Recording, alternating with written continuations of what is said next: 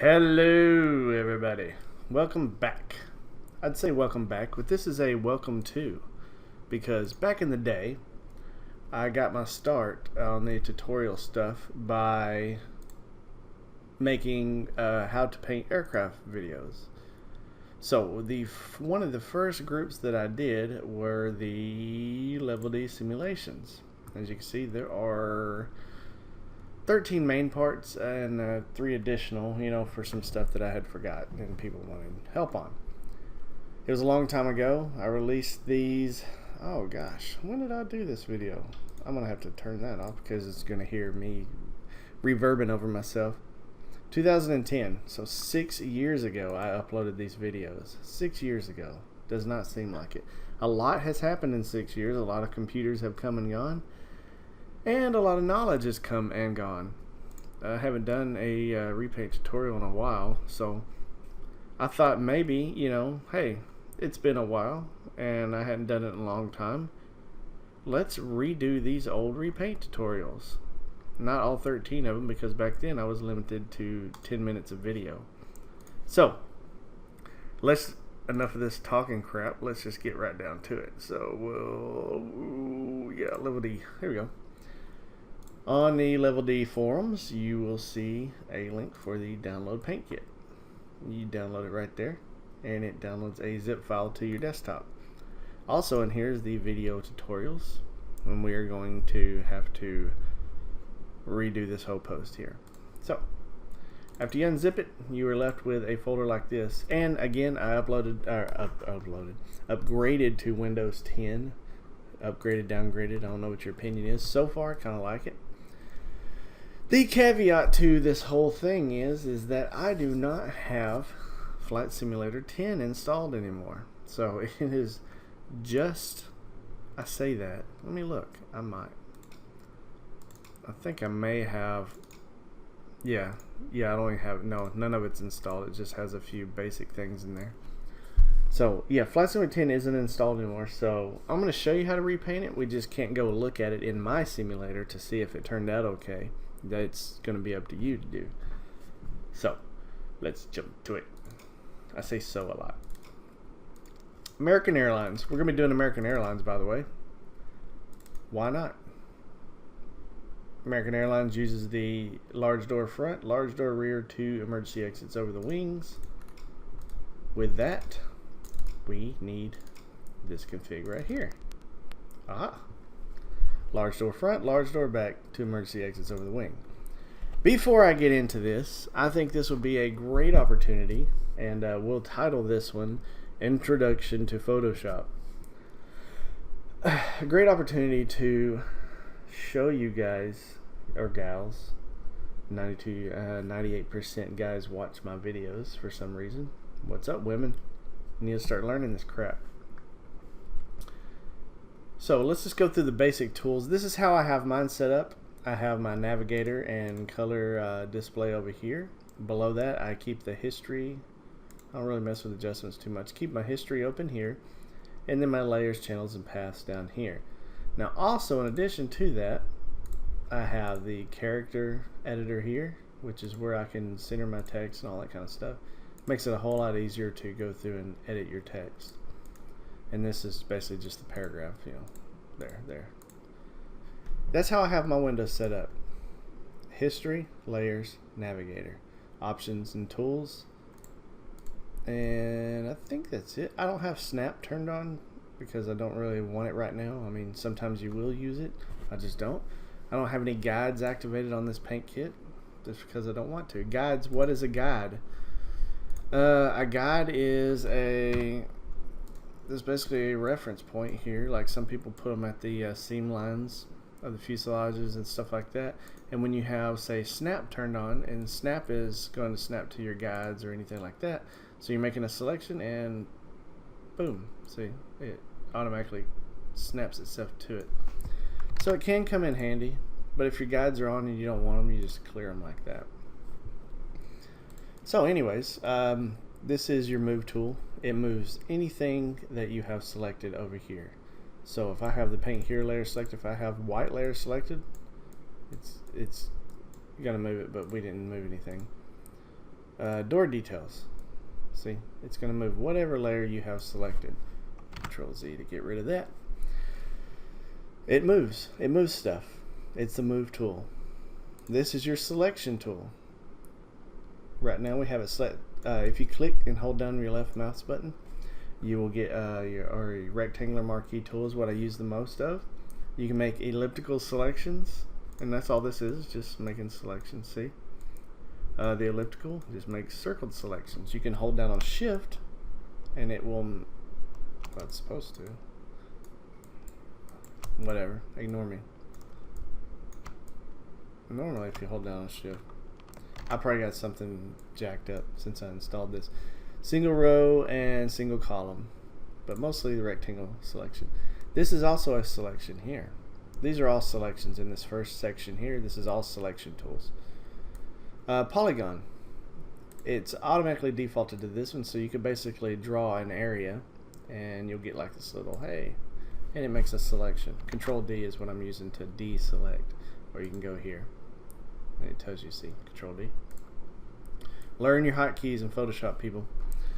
Also for these, it shows you the hotkey to select that little tool. Sometimes Windows does not like you to. Okay, I'm moving right along. So we're going to close this and reopen it because it's freaking out on me. So, polygonal is basically you left click on every point. This is the one I use most often. Also in here you have magnetic, which is basically you just left click one time and then move it around, and it automatically attaches itself to similar colors, things like that. And when you get back to the beginning, you can do that. That one's okay. I don't really like using it too much. I mean, I'm sure it has its purposes in other fields of photoshopping, but with painting, polygonal is about the best one I like. This is the magic wand. Magic wand basically, let's see here. Okay, our outline here, this black outline.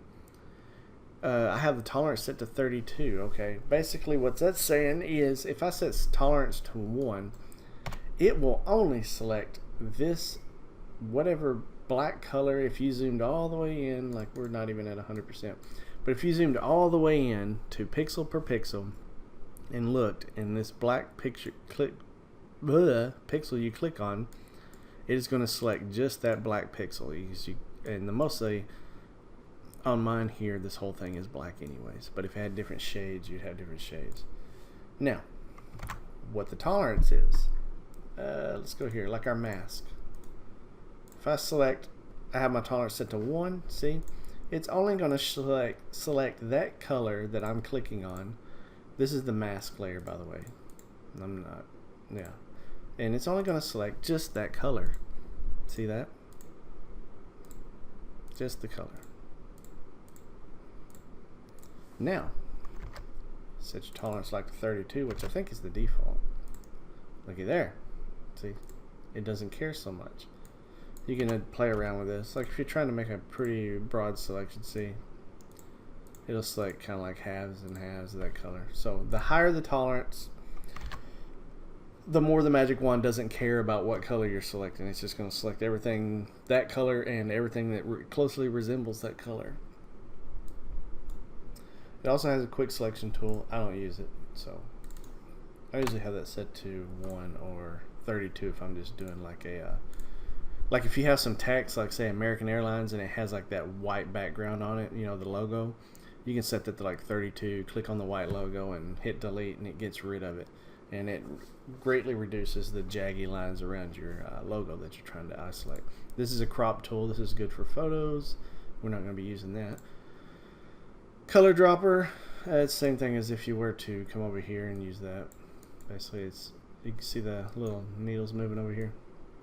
This is basically telling you what color you're selecting, what color your little dropper's over. That's what that is. This is the healing brush. Healing brushes are really cool. Really cool. Healing brushes work really well with photo editing. And I'll show you. Let's see here. Pay no mind to my messy background here. Let's look at some wedding photos here. My lovely bride and me. Okay, here we go. Let's open this one here, this picture here. This is my lovely bride here getting her makeup done. And this is her friend who has tattoos everywhere. I don't care about tattoos. My bride has a couple. Whatever. But let's say her name's Kendall, by the way. Let's say Kendall says, hey, Gary, this picture here, I've got this like freckle or mole, whatever that is, on my shoulder. Is there any way you can get rid of it? Sure. I'll just use the healing brush. You have spot healing. Just use the regular healing brush. There's also the patch. I'll show you all of them. What that is you end up with this socket. You know, you can set the size just like a brush size here. Always get something a little bit bigger than what you're doing. And I'll show you how to use this in the paint too. Hold down an alternate. Basically, see it becomes a target. We're going to target a skin tone very clear, similar to that. So we'll left click, and now our target is here. Let's click over top of that. Poof. Look at that. We are the blemish kings. See how it looks all weird because we have this area selected? So yeah, just like that. That is a spot on my monitor. You can't see that. I tried to get rid of it. Boom, all blemishes gone. That's how people do things. So yeah. Anyways, that's how people make people beautiful in the magazine worlds. A little bit of that. Patch tool is the same thing, basically. You'll just select an area and you'll just drag it over, and and all that kind of stuff. You just have to experiment with it, play around with it, and I'm sure there's a better tutorial somewhere on Photoshop that shows you how to use it more in depth. Paintbrush, pencil.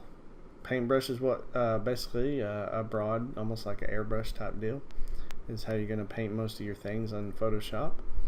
Pencil is more pinpointed, harder edges, basically. Let's go down here to our paint layer. I'll show you. Like, we'll select American Airlines color here. Boom. See how it's got the jagged edges around it? But if that's 125, right? Yeah.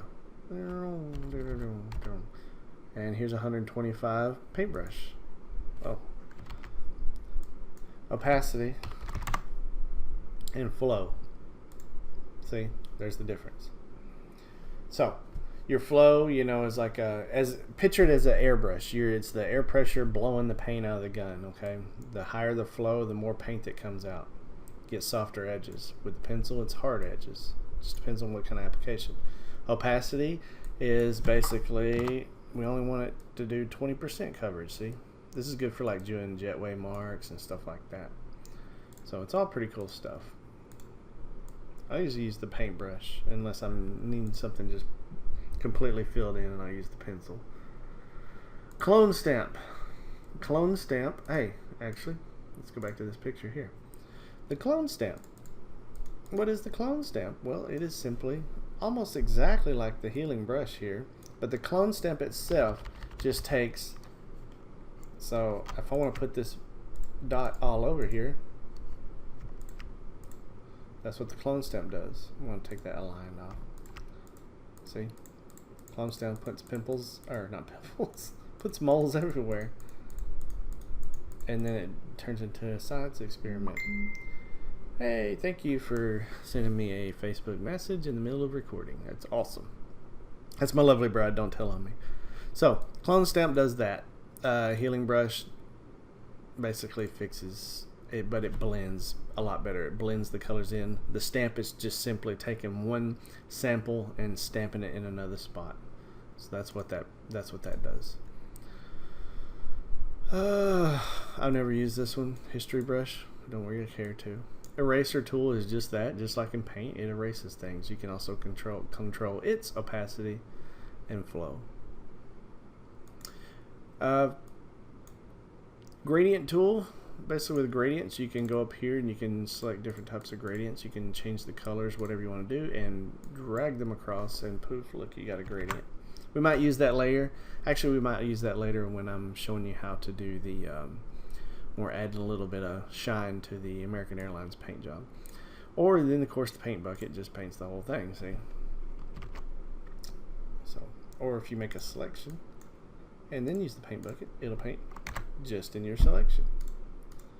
So that's that. Blur tool and sharpen, these are good tools for editing photographs, making like jet wash and stuff like that. Smudge tool, you know, you don't use it too much in painting. This here, what is this here? Dodge, burn, sponge. Again, good stuff for photo editing, not so much for painting aircraft. The pen tool. The pen tool is one of my absolute most favorite things in the whole wide world. It creates paths, vectors, paths. What is a path? A path is basically a selection area or something like that you can go in and you can edit. I can go in and I can add an anchor point in the middle here, and then I can make it curved, however you want to do it. This is how you make lines in Photoshop. And you're saying, you know, of course, like I was, that looks like a penis, sorry. Like a weird looking penis, but it is one. Why don't we just use the line tool? You can use the line tool, but then you also lose the ability to curve that line, like Southwest Airlines has the big swooping lines up the tail and stuff like that. So you could use the line tool, but the line tool is very limited. The pen tool is much more detailed, and I will show you more, like when we're making our paint later. I'll show you some neat little tricks, how to trace things and all that stuff using the pen tool. Text tool is just the text tool, you know, it does that. You can type horizontally, type vertically. This basically makes it as a mask, or so like a selection.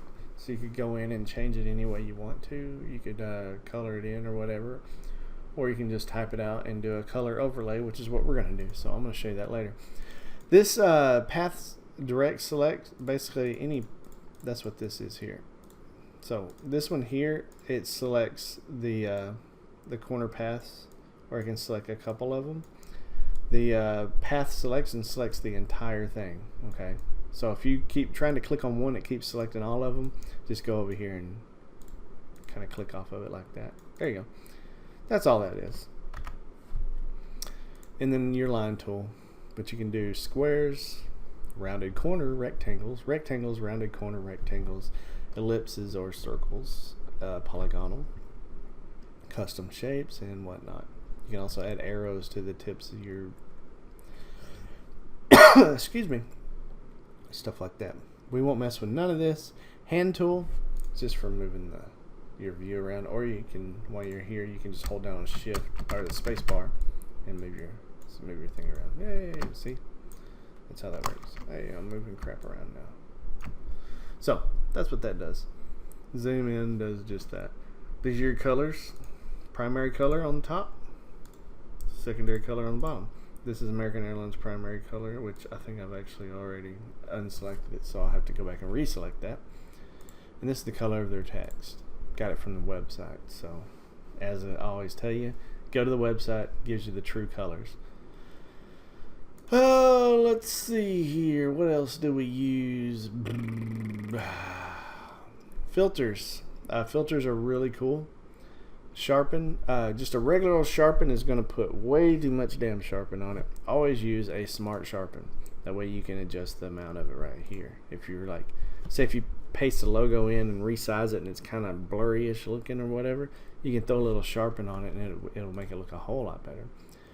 The reverse to that is blurring.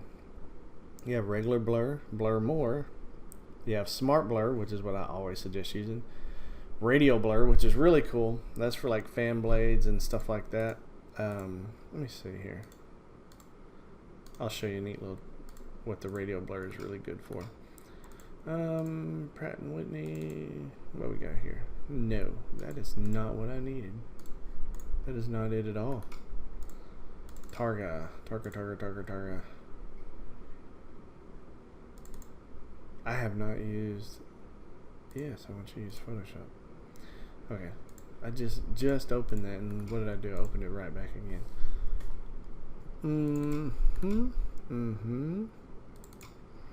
Yeah.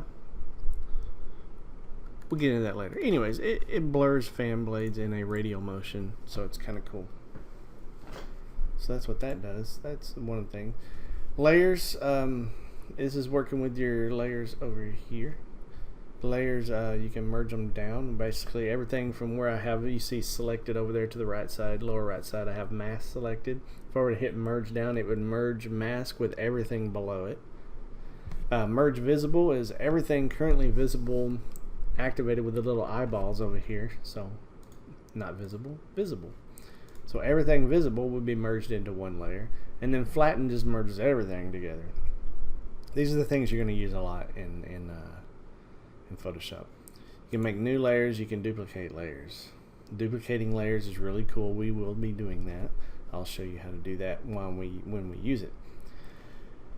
Image menu. Everything's always RGB or whatever, so don't worry about that. Adjustments, brightness and contrast. And what that's going to do, that is going to adjust just the layer you have selected. So, just like that, see? Curves, levels, also really good stuff editing for pictures. Not so much with doing stuff like logos and junk like that, unless you're going to be pasting in a photorealistic tail or logos and stuff, and it'll help you kind of adjust the logo itself to better match the paint scheme you're working on. Auto tone, don't mess with all that stuff. Image size, okay. The size of your image is the image you are working on currently. It is set for pixels and also in inches. You can change that to centimeters, millimeters, points, pica, and then columns and stuff like that. This will adjust the image itself. Canvas is the background of the image. So you can adjust the background any direction you want, and it is in images or inches, pixels, same thing. You can change it to whatever you need it to be. Trim, we're not going to use, reveal all, duplicate, blah, blah, blah, blah, blah. So we're good. I think that's all I really use a whole lot of. Yeah. If there's anything else I come across, I'll point it out and explain it to you. But there is your basics, guys. That's the basics on using Photoshop and using it to paint. Those are the basic tools you will use to paint. This paint kit here is 6 years old. It was top of the line when it was released 6 years ago. The model itself is over 10 years old. Released in 2004. Yeah. Or 5. 2005. It was released 2005. So the Level D Simulations is 11 years old this past February. So, it doesn't seem like it's been that long, but that's how long it's been. So, our diehard FSX and FS9 users are still using the old Level D model. There are other models out there, Sky Spirit and stuff like that, that are good to use, or better models. They do have FSX versions of them. I don't know if they'll work on Prepare, but that's really just up to you to figure out by a little Google search. So that should get you guys started on this tutorial. That's 23 minutes in. I'll go ahead and spare you and end it right there. And like I said, we'll just call this one Basic Introduction to your tools of painting. When we get into actually painting the aircraft, which will be in the very next part, for me will be right now, for you will be whenever you watch it. That's when we'll get into that. Yeah, no script or nothing. Can you believe it? I'm such a professional. No. So, thanks for watching, guys. If you liked the video, click the like button. If you hated it, click the dislike button. Leave me a comment below if I didn't explain something a little more clear enough for you and you'd like more clarification. I could make another video for you, or just basically explain it to you in text there in the comment section. I interact with every single comment that comes through. There's a few that I miss here and there that have already been answered. You know, you just got to dig through the pile. Yeah, so thanks for watching, guys, and don't forget to subscribe to me, And I'll catch you on part 2, guys. Thank you, and goodbye.